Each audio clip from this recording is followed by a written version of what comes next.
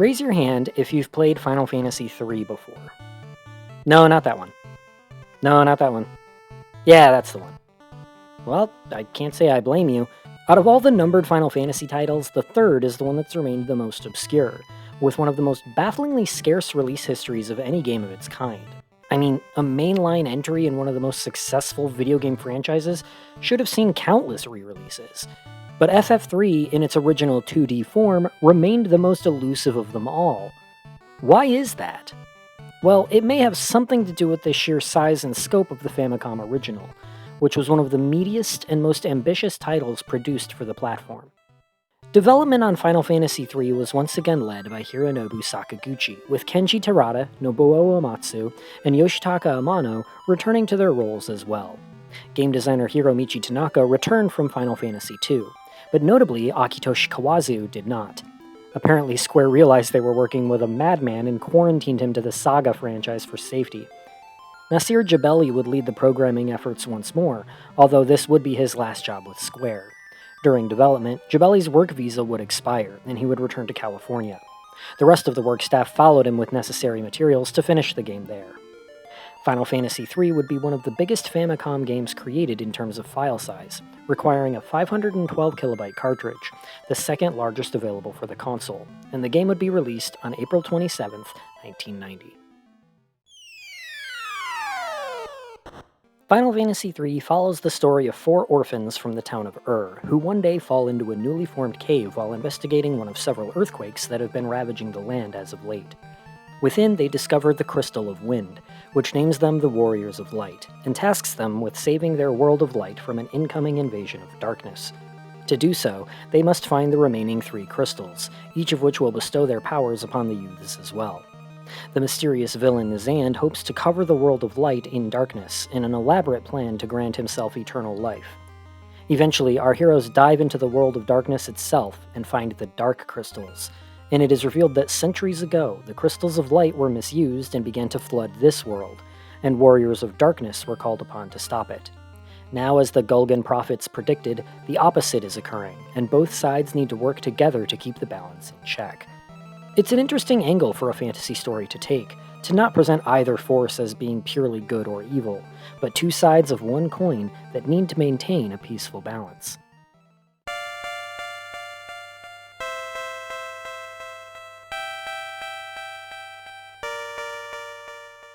FF3 overall places less focus on story than FF2 did. The player characters have no given names, backstories, or real personalities to speak of. They are blank slates, reacting to the story as it happens to them. The part of this story that always stuck out to me, though, was the villain, Zand. Zand was one of the 3 disciples of the great sage Noah. Upon Noah's death, he granted the 3 each a gift. To Doga, he gave power over all magic. To Une, he gave dominion over dreams. And to Zand, he gave the greatest gift of all, life. Or as Zand saw it, mortality. The promise that he would one day die. Much as casting pearls before swine, Zand failed to understand the value of the gift he was given, and instead held a grudge against his late mentor for what he saw as a death sentence. This grudge enveloped him like a poison, growing into a resentment for all mortals, as Zand desperately sought to escape his mortality and live forever. This resentment resulted in Zand being seduced by the promise of eternal life from a being known as the Cloud of Darkness, the true final villain of this tale. An otherworldly hive mind that only exists to drown both worlds of light and dark, and sentence all of existence to the void that remains. It was this cloud consciousness which manipulated the vulnerable and blinded Zand. There's always been something about this motivation that struck me on a philosophical level. Zand saw his gift as a curse, and resented his colleagues for what he misconstrued as favoritism. But Doga's power over magic forces him to live a life of complete solitude, away from those who may abuse those powers. And Une lies in a perpetual state of sleep in order to keep watch over the world of dreams. Zand was the only one allowed to live a normal life, and he failed to see the beauty in this.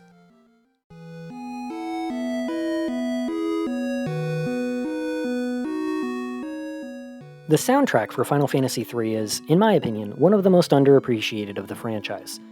Firstly, it seems like Uematsu finally discovered how to make convincing bass and snare drum sounds with the NES sound chip, and so he put that shit everywhere. Like, listen to these battle themes, for Christ's sakes.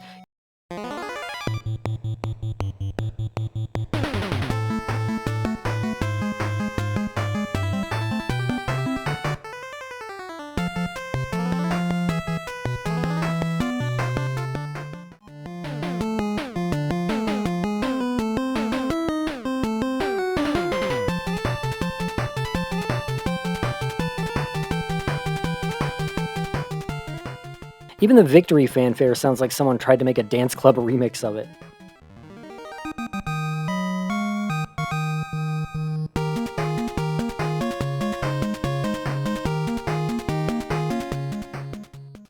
But when the soundtrack isn't trying to convey action or triumph, a lot of it seems way more mellow and subdued than the entries surrounding it.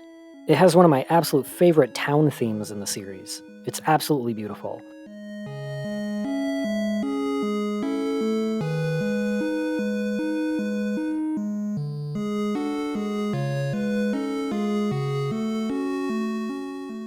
And the overworld theme is super underrated as well.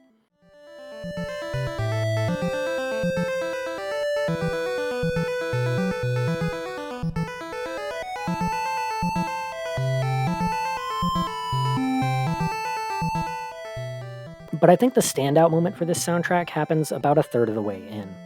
Over the course of the game's first act, the player is eventually told that the initial setting of the game is not the extent of its world, but rather just a single floating continent, and that there's an entire outside world to explore beyond it. Nobody seems to know much about this land other than that it exists, and that it was once inhabited during ancient times. And once the heroes are tasked with exploring that outside world on their quest for the crystals, they finally achieve an airship, eager to begin the next leg of their adventure. They make their way off the continent, and are greeted with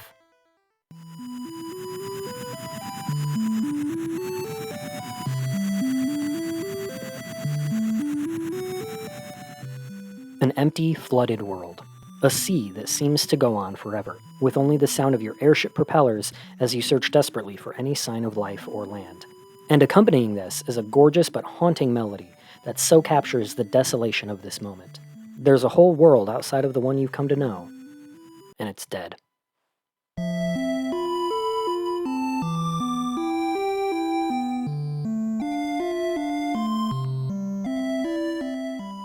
However, the story doesn't dwell on this moment. After meeting the maiden Arya and taking her to the water crystal, the curse is broken, the world is restored, and it's revealed that everybody beneath the waves was just frozen in time and that none of them were actually dead. But I actually don't mind this, because the first time you reach that moment, without a walkthrough or knowing the plot ahead of time, it sticks with you. An absolute standout moment of this game, which frankly isn't talked about enough.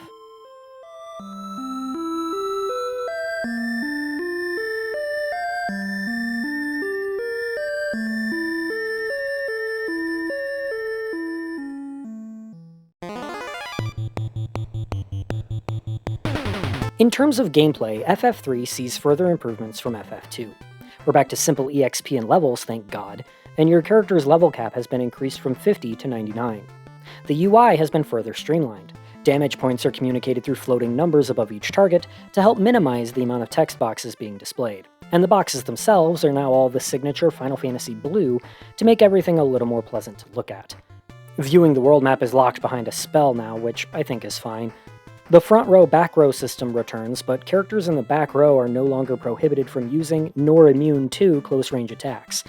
Instead, the back row simply halves their physical strength and lowers their accuracy in return for higher defense.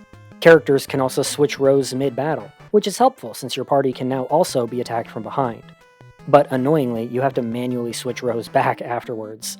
There were a few times I forgot, and it wasn't fun. Characters have full access to the inventory during battle, although space is still limited. Thankfully, duplicate items do stack this time, and in addition, players can call the Fat Chocobo at any Chocobo Forest to have him store excess items for safekeeping. And finally, yes, characters will now automatically target a new enemy if their original target dies before they get to it. At least with physical attacks. Magic attacks don't. Oh well, it's a start.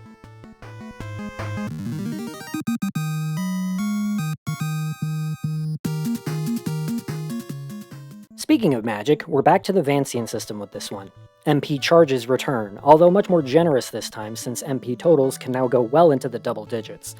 Magic is also the most versatile it's been yet. FF1's spells were locked. Each spell was either always single target or always multi-target. FF2 let you decide whether to target single enemies or entire parties, at the cost of the spell's total damage or effect being divided per target. FF3 takes this even further by letting you also target only specific groups of the same enemy if you so choose. This feature didn't return in any future turn-based FFs, and I wish it had because it's actually really cool. Magic can also be removed from characters or swapped between them as need be. And this is important because FF3 is the first proper introduction of the Final Fantasy job system. Remember when I said the characters in this game are blank slates? Well, that's true in more than just a narrative sense. Much like FF1, each character can be assigned a certain class to determine the equipment and abilities they'll be able to use. But unlike FF1, where those choices would remain for the whole game, FF3 allows characters to change to any class at any time. The characters start the game as weak little onion knights, which is apparently a Japanese joke that doesn't translate well, but each time the characters locate another crystal, they're granted a new set of jobs, 23 in total, that they can then switch to at the cost of capacity points, which are gained after each battle. Jobs gain skill points as they are used, and these skill points are used to determine how many capacity points will be spent to change jobs. Drastic changes in specialty will affect capacity use as well. So for example, unless your character has already gained skill points in both jobs, switching from a knight to a mage will cost significant capacity points, but switching from a black mage to a white mage will cost considerably less. And jobs do more than just determine your possible spell and equipment loadouts. Each one now has a unique battle command they can use, such as scanning for enemy weaknesses if you're a scholar, or black belts being able to increase their own attack strength. Some even have passive skills as well, like the knight's ability to protect party members who are low on health, or the thief's ability to pick locks without using a key. FF3's job system also introduces several classes that would become staples of the franchise, such as dragoons and summoners. Thus, the game also sees the debut of the franchise's summoned monsters, and this is where longtime FF idols like Ifrit, Shiva, and Leviathan make their debut. The job system really changes everything. Players are no longer forced to commit to a single party setup for the entire game, and they're given much more freedom to play around with the system in a way that's much less complicated and obtuse than FF2's system. It also opened up the game designers to create puzzle dungeons and moments of legitimate strategy, such as certain bosses being more vulnerable to certain jobs, or dungeons that can only be traversed with a miniature party, meaning each character needs to be a spellcasting class for the duration. Or in other words, the game is actually fun this time. Granted, it's not perfect. Like, the game requires you to remove all of your equipment before switching jobs, but why can't the game just do that for me?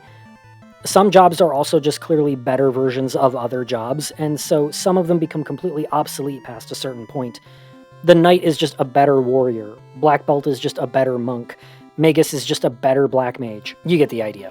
And once you have the Sage and Ninja classes, there's really no reason to use any other job ever again, other than a fully equipped Onion Knight, that is, but at least that requires tracking down rare pieces of equipment from tough monsters.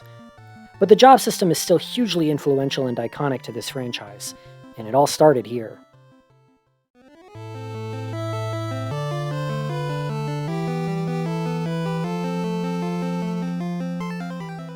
Compared to FF1 and 2, FF3's structure feels downright breakneck. There are more dungeons this time, but they're all much shorter on average, with far less need to grind or backtrack until you reach the late game. The game even waits until you have the teleport spell before it starts throwing dungeons longer than 3 or 4 floors at you. And treasure placement almost seems sublime, with useful equipment and guild loadouts being placed almost right as I was in need of them. The Garuda boss fight around the midway point was a bit of a roadblock, and I found myself briefly in need of capacity points afterwards since I had to reconfigure my entire job setup to win, and I did think it was a bit questionable that they make the player traverse a dungeon full of multiplying enemies before you're given the means to easily thwart multiplying enemies. But other than that, in Final Fantasy III it feels like Square finally made an RPG where, as long as you're fighting more often than running, you shouldn't ever really need to go out of your way to beef up your characters. With one exception, that is. The final dungeon can be brutal, given its length and the game's lack of in-dungeon save points.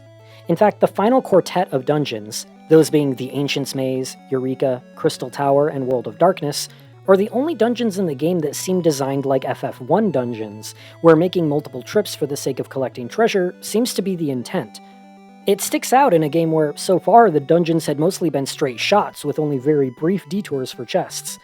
These dungeons go on for multiple floors each, and you can't use warp or teleport in any of them. And aside from a brief chance to save after the Ancient's Maze, they all must be done in one sitting. The World of Darkness is a full-on point of no return, meaning dying after that point risks having to potentially redo hours of lost progress. And good luck not dying there, because in addition to containing 4 mandatory bosses that must be defeated to progress, the final boss is basically just a stat check. Seriously, there's no strategy here. If you're not a high enough level and not the right jobs, there's simply no way you can win, no matter what you do. Just spam heal spells and hope it dies before you do.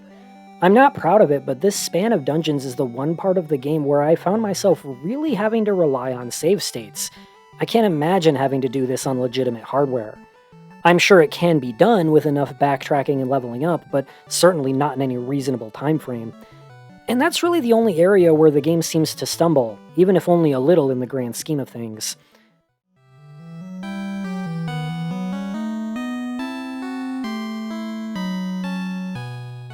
And on the whole, after slogging through the first 2 games in this franchise, it's nice to finally have a Final Fantasy game that feels polished.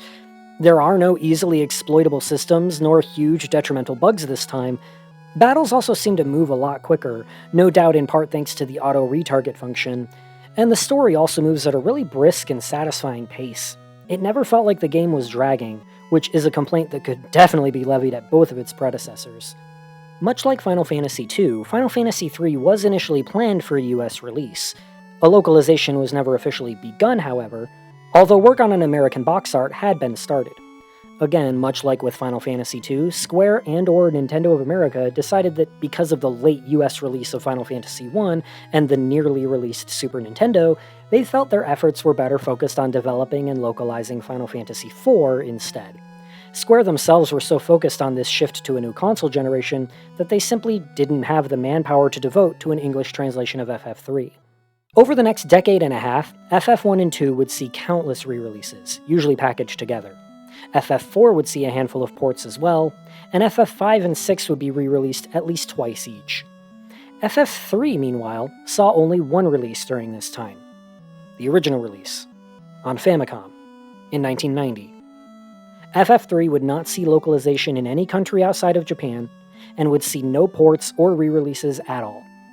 FF1 and 2 received enhanced WonderSwan Color releases in 2000, and FF3 was planned for a similar treatment and given a 2001 release date.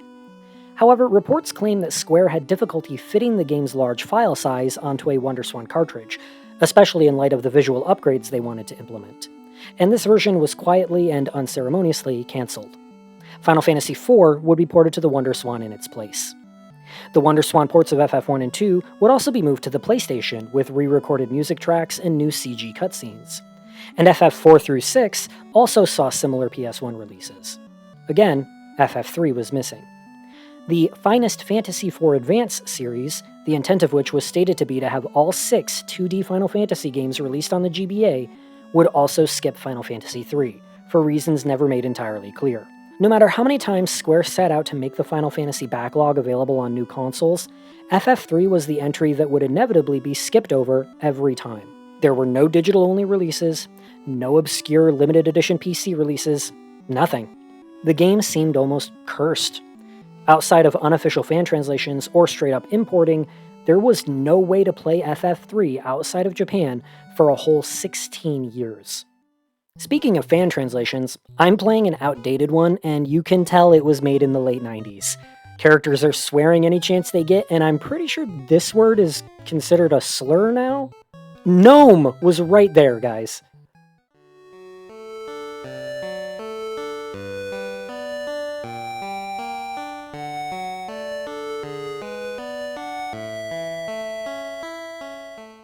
It wouldn't be until 2006 that FF3 would finally see new life.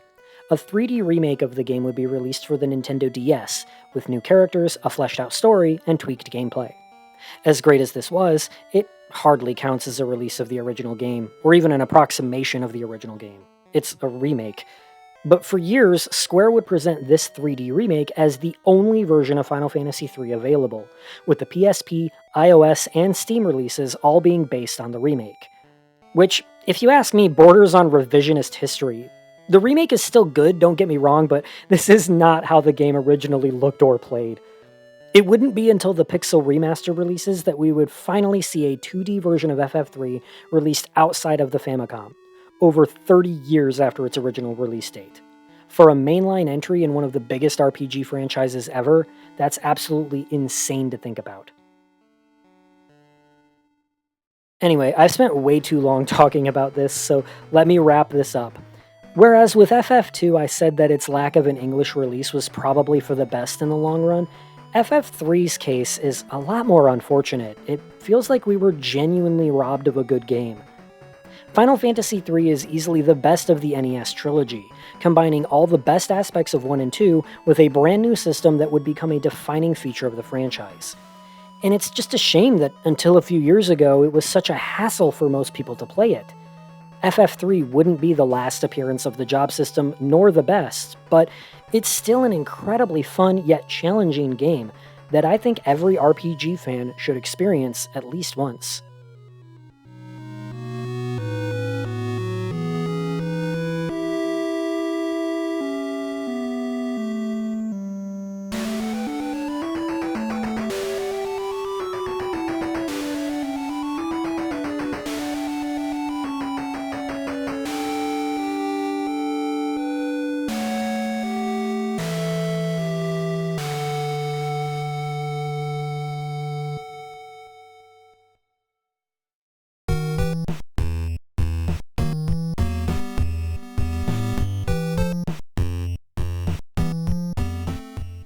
Early Metal Gear games have an interesting release history. There was the original game on MSX2, which had a shoddy NES version developed by a separate team, and since the MSX2 wasn't released in America, that inferior NES port was the one that ended up selling better. That version also received Commodore 64 and MS-DOS ports on top of that. Because of the success of the NES version, that same development team was hired to make a new NES sequel specifically for Western markets. And that game, Snake's Revenge, was made without the involvement or even knowledge of Metal Gear's creator, Hideo Kojima. It was during a train ride on Kojima's morning commute that he ran into a junior developer that was working on Snake's Revenge, and when Kojima learned of this sequel, he was inspired to create his own. Reportedly, he drafted up a plot outline for a Metal Gear sequel on that very same train ride, and soon after convinced Konami to greenlight Metal Gear 2 Solid Snake for the MSX2. So yeah, the original Metal Gear had two separate versions that each had their own separate sequels, both titled as number 2, but telling completely different stories. Confused yet? To achieve a new level of realism for this Metal Gear sequel, Kojima's dev team would reach out to a former Green Beret-turned-author for military consultation, as well as run practice drills in military scenarios in a nearby forest, so the team could really get a feel for how it all works. Kojima originally wanted the game to simply be titled Solid Snake after its main character, a la Indiana Jones. But Konami higher-ups insisted that it be plainly marketed as a sequel. One of the biggest priorities for the team was that the game include more story and cutscenes than the original, and the game ended up being delayed a few months so the team could upgrade from 2 megabits to 4 megabit cartridges to allow this to be possible, and the game would be released on July 20th, 1990.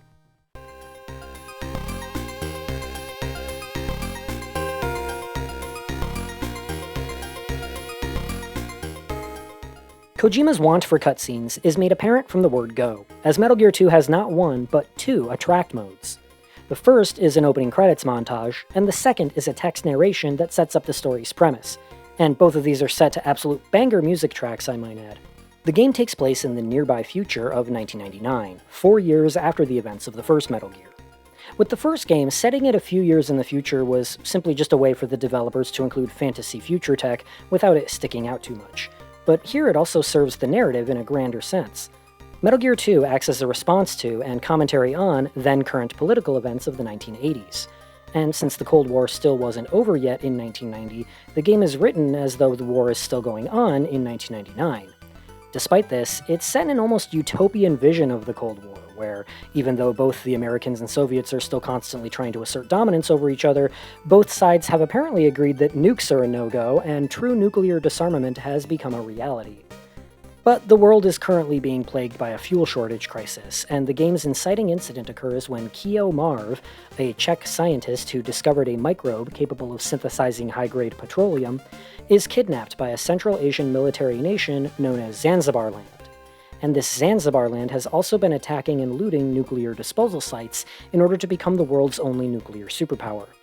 Foxhound's current commander, Roy Campbell, pulls Solid Snake out of his retirement and sends him into action to retrieve Dr. Marv and disarm the terrorists.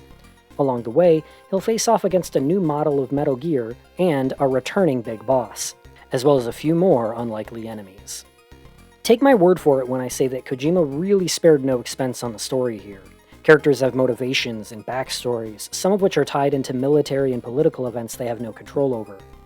The story recontextualizes everything the player does, and suddenly all the stealth gameplay has actual dramatic weight to it.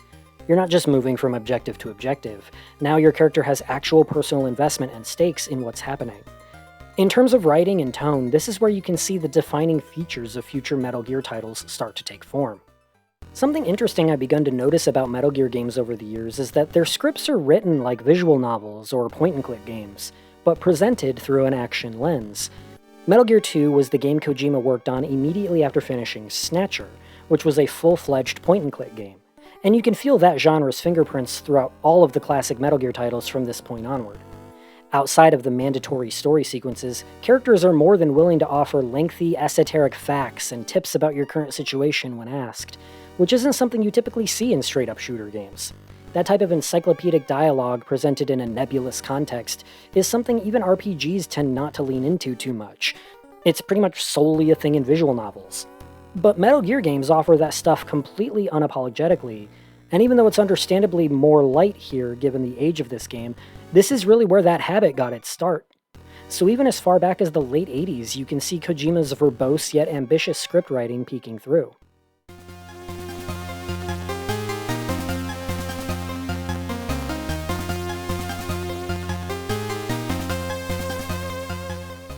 The game is no slouch in presentation either.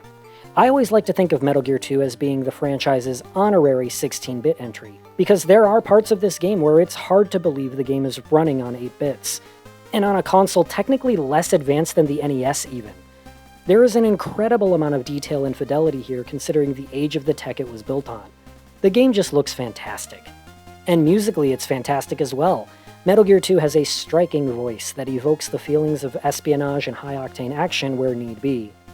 Apparently, Kojima originally planned for the game to feature minimal music, so that the game could have guards trackable via sounds such as footsteps. But, I don't know man, I can't imagine a world where I play Metal Gear 2 and don't hear Both opening themes, those being Theme of Solid Snake and Zanzibar Breeze, are both incredible first impressions, with heavy bass and a sense of foreboding to them that really hype up the game before you've even started it up.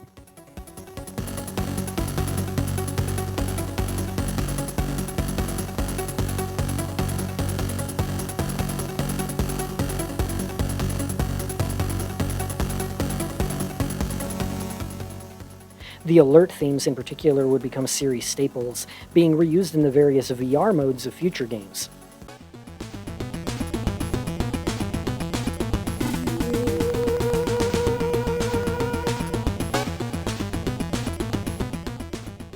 It's honestly one of my favorite 8-bit soundtracks of all time.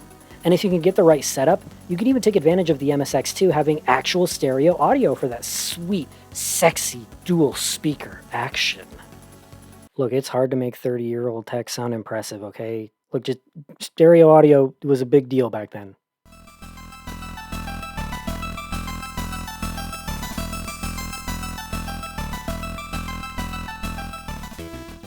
Metal Gear 2 improves on the basic gameplay of Metal Gear 1 in basically every way. Snake is still required to sneak his way through the game, but guards this time are a lot more formidable than before. Kojima really sought to create realistic guard behavior this time, hoping to make what he described as a simulation of real-life military situations. Each enemy's range of sight has been enhanced into a cone rather than a straight line, and they can even turn their heads, so staying out of sight is much more challenging this time.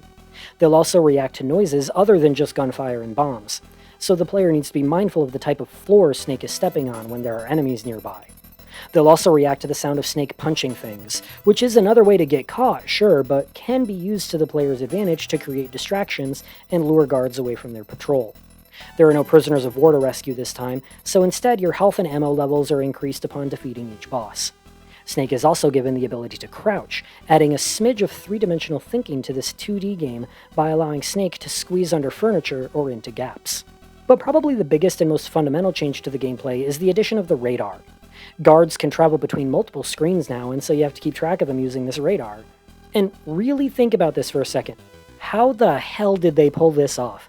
The guards off screen aren't being rendered, so how is the game keeping track of them exactly? It's goddamn wizardry as far as I'm concerned. The process of evading enemies once you get caught is also much more involved this time. It's no longer a matter of just running to a different screen to escape pursuit. Alerts now move in 2 phases, and Snake has to run and find a hiding place, and if he stays out of sight long enough, the guards will eventually give up.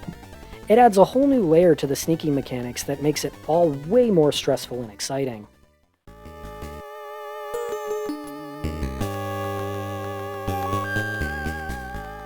Unfortunately, it's not perfect. The game features copious amounts of backtracking. Basically, every time you find a new keycard, you have to go all the way back to where you started to gain some new item or weapon. Not every game can be a Metroid in terms of keeping old areas interesting, and the most convenient shortcuts aren't made readily available until the late game. To its credit, at least my issues with the keycards from the first game were mitigated somewhat. Every 3 cards you get can be replaced with a 3-in-1 card that will help minimize the amount of time you spend sifting through the menus to find the correct one. And somehow I triggered a glitch that gave me an extra card 7 for some reason, but whatever. And that point-and-click style of game design also extends past just the writing. Puzzles in this game tend to have the same kind of obtuse, out-of-the-box solutions you tend to see from that genre, but it doesn't seem to work quite as well in the context of an action game. Like, there's a key that changes shape depending on the temperature, and this comes into play on 2 separate occasions. There's a hang gliding sequence that requires you to check the direction of the wind, but also requires you to use the cigarettes to calm Snake's nerves. And my personal favorite is when you have to use an owl to trick a guard into thinking it's nighttime, because that's just so hilariously absurd I cannot understand how anyone is supposed to come to that solution on their own. There's also a few simple configuration issues that had me raising my eyebrows. The MSX2 was not a game console, it was a gaming computer, and that means it uses a mouse and keyboard rather than a standard controller. But there's no way to remap any of the keys, and bewilderingly, the crawl function is activated by pressing the weapon and punch buttons at the same time. You guys had an entire keyboard to work with here. You even used the number pad to type in radio frequencies. But you're gonna map a simple common action to a dual key prompt? You have punch mapped to 2 separate keys. Just make one of those the crawl button. Am I missing something here? Maybe I'm just not super privy to how the MSX worked, but whatever the case, later releases of the game would wisely map crawl to its own button.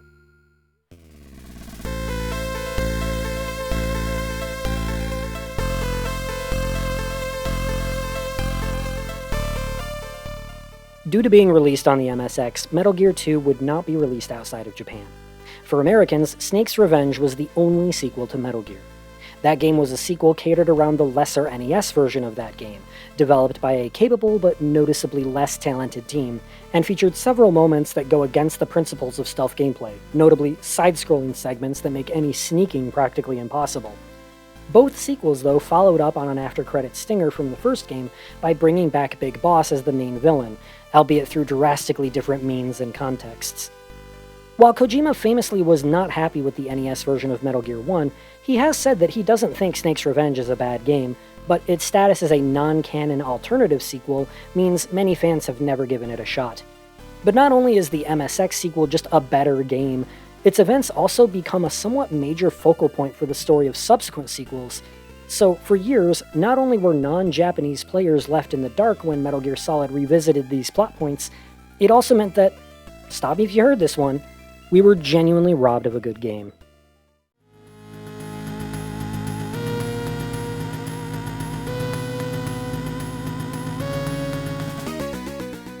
Metal Gear 2 would finally be released in English in 2005 as part of the Metal Gear Solid 3 Subsistence release, and this has been included in most versions of MGS3 that followed, meaning this game has actually been readily available now for quite some time.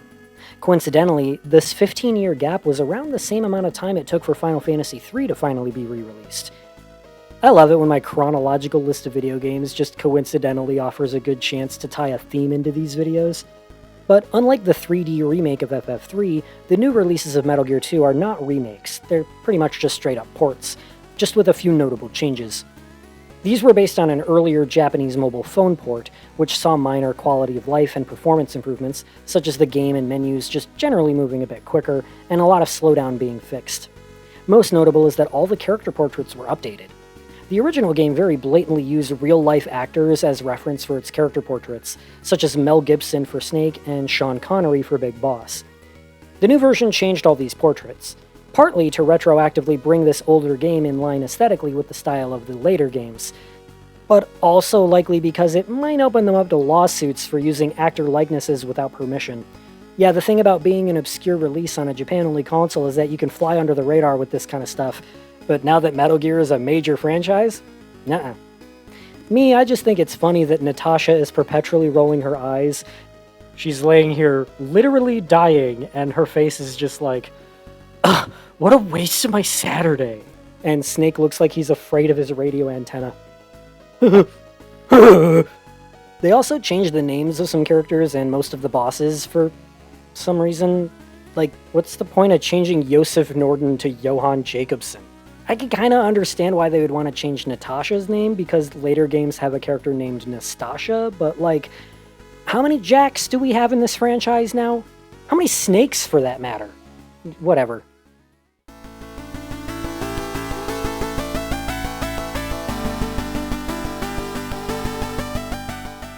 The newer versions of this game are the best way to play it, and I'll be getting more into what exactly was changed in future videos.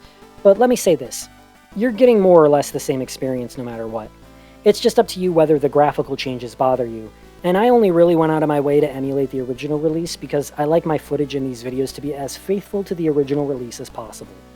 Metal Gear 2 is an absolutely amazing game, especially for one released in 1990 on a console that was years and years outdated by then.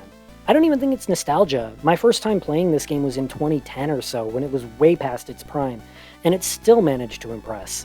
Its gameplay took every opportunity it could to improve on the first game, and the story tried its damnedest to contextualize that gameplay with characters and events we could be invested in, all while commenting on the very nature of those events, and near the end, questioning whether or not the main character is even a good person. These are all things that we would praise Metal Gear Solid for all those years later, and this game progenited all of that. It's just a shame it took 15 years for Americans to be able to experience it. Between these two games, Metal Gear 2 and Final Fantasy III, the first half of 1990 saw two excellent 8-bit sequels that nearly never left Japan. The rest of the world almost missed out, and if you're a fan of either of these franchises or genres, I think you owe it to yourself to try them out. We need to give these games the attention they always deserve.